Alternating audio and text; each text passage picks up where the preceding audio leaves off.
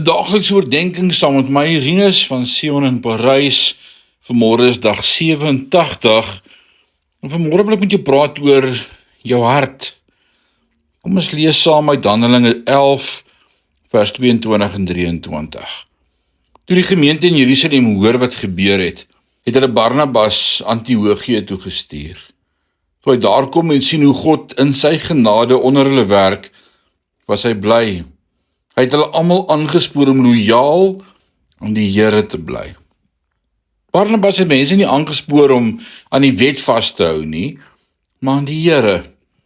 Hy het nie reëls en struikelblokke vir hulle neergelê nie. Hy het gesê, kleef van die Here Jesus vas. Geniet hom, hou vas aan hom, bly in hom. Dis die voorneme van hul hart. Dis die hart wat belangrik is, nie die verstand nie. Want met die hart glo mens tot geregtigheid. Waarom stel die Here so belang in die hart? Omdat die verstand baie vinnig en maklik kan verander. Ek kan my gedagtes oor iets 100 keer op 'n gegewe dag verander.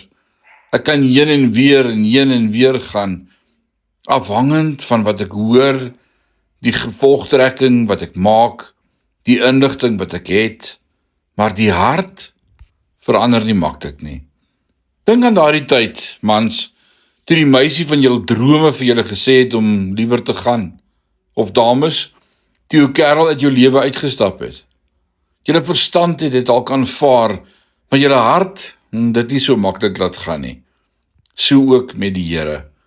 Hy is nie agter intellektuele bewering aan nie, hy begeer hartlike eenwording. Daarom sê hy, maak julle hart vir my oop, nie julle brein nie, maar julle hart.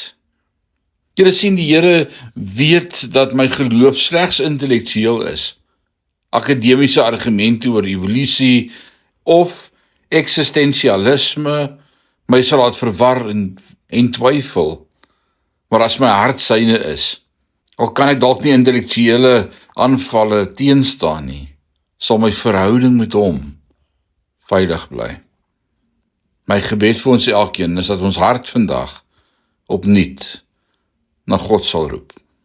Die Here seën jou. Amen.